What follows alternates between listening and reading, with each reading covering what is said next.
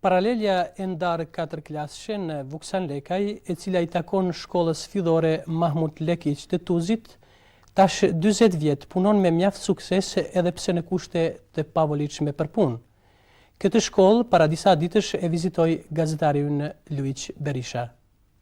Paralelja e ndarë 4 klasëshe e shkollës fillore të Vuksan Lekajve, e cila i përket shkollës Mahmut Lekić në Tuz, sikurse edhe pjesa dërmuese e shkollave 4 klasëshe në Malsi, filloi punën relativisht vonë, me njëherë pas përfundimit të luftës së dytë botërore. Fillimisht, kjo shkollë, punën e vete filloi në një shtëpi private të vjetër, të cilën lagjes ja kishte dhuruar Luk Deda Gojçaj, objekt ky i cili po thuaj nuk plotësonte as kërkesat më minimale për zhvillimin e mësimit. Nga viti 1959, mësimi fillon të zhvillohet në ndërtesën e tashme, e cila, edhe pse deri me fillimin e zhvillimit të mësimit përdorej si depo e bletëve, ajo prap ishte diçka më përshtatshme se sa e mëparshmja. Sidoqoftë, ajo tash 40 vjet e këndej është vatër arsimit të gjeneratave të tëra, edhe pse nuk i plotëson kushtet as të përafërta për një proces normal të arsimit. Këtu gravitojnë nxënësit prej Dreshajve, Narhelmit, Vuksanajve dhe një pjesë të Dushiqit. Kushtet janë kështu tepër mizerabel, kushtet higjienike janë të dobta fare. Unë punoj këtu që 32 vjet.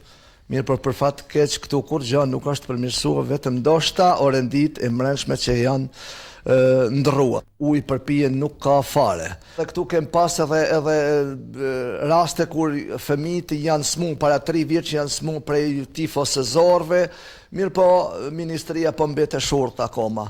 E din, edhe janë munduar dhe drejtoria është munduar në ministri me paka shumë me ban kërkeset që të bazë spakut të furnizimi me ujë.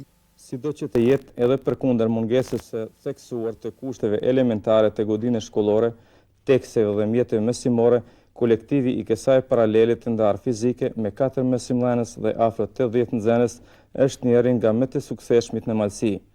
Këtu posaçërisht dallohen aktivitetet mjaft vërtetëse të seksioneve të artit figurativ dhe recituesve.